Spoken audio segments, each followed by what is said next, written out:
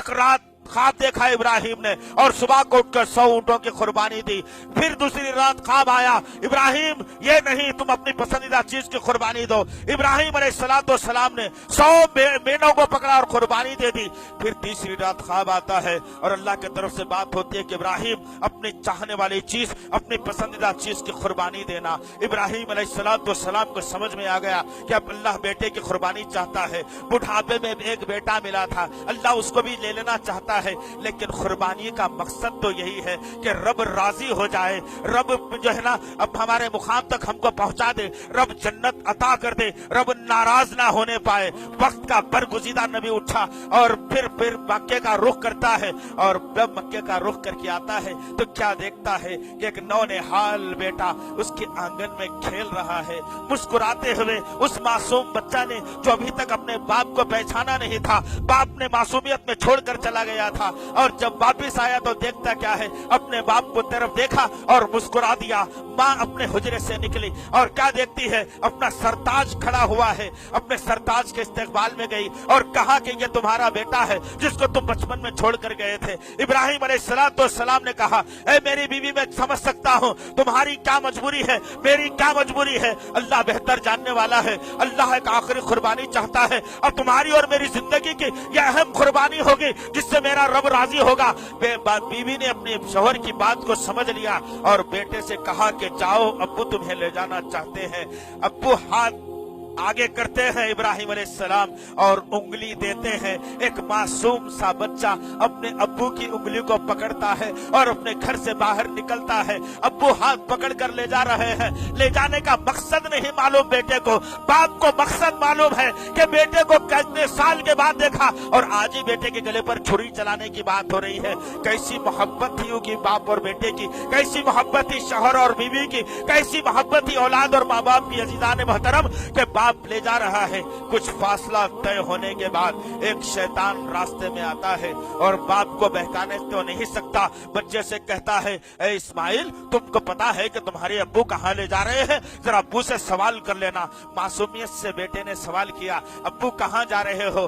बाप की ममता लरज़ आई, बाप ने अपनी औलाद की तरफ देखा और कहा कि चलते बनो, आगे बढ़ते हैं। और एक रास्ते में एक दूसरा शैतान मिलता है, वह शैतान कहता है, देखो तुम्हारे अब्बू कहाँ ले जा रहे हैं, अभी भी वक्त है, पूछ लेना उनसे। फिर बेटा मासूमियत से पूछता है कि कहाँ ले जा रहे हो? बाप ने अपने बेटे की तरफ मुस्कुराती हुई निगाहों को डाला, उंगली को पकड़कर आगे बढ़ने लगे। तीसरा बड़ा शैतान आया और कहने लगा, तुम्हारा बाप तुम्हें जुबा करने के लिए ले जा रहा है, तुम्हारी जिंदगी को खत्म करने ले जा रहा है, तुम्हारे गले पर छुरी चलाने के लिए ले जा रहा है, समझ जाओ, अपने बाप को बता दो, अपने बाप से सवाल कर लो क्या ये सही है। जब ये बात उस मासूम बच्चे के कानों में पड़ती है, इस्माइल अलैहिस्सलाम अपने बाप से सवाल करते हैं, पूछते हैं कि क्या अब्बू जान आप मुझे ज़बाह करने के लिए ले जा रहे हैं? बाप बड़ी मासूमियत के साथ अपनी औलाद की तरफ देखा, कहा कि इसमें अल्लाह की मर्जी है। उस साकिर बेटे ने, उस फरमाबरदार बेटे ने कहा, ए मेरे अब्बू, आप जहां चाहे मुझे ले जाएं, मेरे गले पर छुरी चला दे, मेरा घर जिस्म से अलग कर दे, मैं रब को राजी करना चाहता हूं और इसमें आपकी मंजूरी चाहता हूं और आपको नाराज करने का मेरा कोई मकसद नहीं। अजीजान मोहतरम, मेरे अजीज नौजवान साथियों, आज जो तुम माँ बाप को तरसाते हो ना, आज तुम माँ बाप के खिलाफ जो जाते हो ना, आज माँ बाप के मुखालिफत में जो अल्फाज कहते हो ना, ये कुर्बानी मकसद बताती है कि जो औलाद अपने माँ बाप के खिलाफ में जाती है वो सुन्नत इस्माइली, सुन्नत इब्राहिम से गुरेज कर रहा है। अल्लाह ने वाज़ेह करके बता दिया कि माँ बाप के इशारे के ऊपर अगर बाप चाहता है तुम्हारे जिस्म को खुदलते हुए जाए, तुम अपने जिस्म को जमीन पर लिटा दो, बाप से कहो कि मुझे खुदल ले। अगर तुम्हारा बाप चाहता है कि तुम्हारे सर के बालों को लोच ले, तुम अपने सर के बालों को पेश कर दो और कहो कि बाप तुम मेरे सर के बालों को लोच ले, मैं तेरी नाराजगी बोलकर जहन्नुम में जाना नहीं चाहता। वो जज्बा इस्माइल अलैहिस्सलाम ने दिया और फिर बात आगे बढ़ी। एक मुकाम जहां अल्लाह ने वही के जरिए से बताया, वो मुकाम पर पहुंचने के बाद एक हाथ में बाप के चमकता हुआ चाकू है, एक तरफ मासूम सा मोहब्बत भरा बेटा है, फरमाबरदार बेटा है। इस्माइल को नीचे लिटा दिया गया, हाथ में बाप के चाकू है। अब चाकू गर्दन पर चलाने की बात है, बाप का हाथ थर्रा रहा है। बेटे ने बाप से कहा कि बापू जान मैं देख रहा हूं कि आपका हाथ थर्रा रहा है, ये अल्लाह की नाराजगी का सबब ना बन जाए, मुझे औंधे मुंह उल्टा दिया जाए ताकि मेरा चेहरा आपकी तरफ ना हो। इस्माइल को औंधे मुंह उल्टा दिया गया। बाप फिर भी डर रहा है। बेटे ने पुकार कर कहा, अब्बू जल्दी कर लो, कहीं रब नाराज ना हो जाए, रब की मर्जी अगर इसमें है तो मैं तैयार हूं अपनी कुर्बानी देने के लिए। जब इस्माइल लेट जाते हैं, बाप के हाथ में चमकदार चाकू रखा हुआ है तेज, और बाप अपने हाथ को बेटे के तरफ ले जाना चाहता है। बेटा फिर कहता है कि अब्बू जान एक कपड़ा ले लो अपने बदन का और अपनी आंखों पर पट्टी बांध लो ताकि तुमको मैं नजर न आऊं, ताकि मेरा तस्वुर भी तुम्हारे जहन में ना आए, ताकि मेरे गले पर छुरी चलाना आसान हो जाए।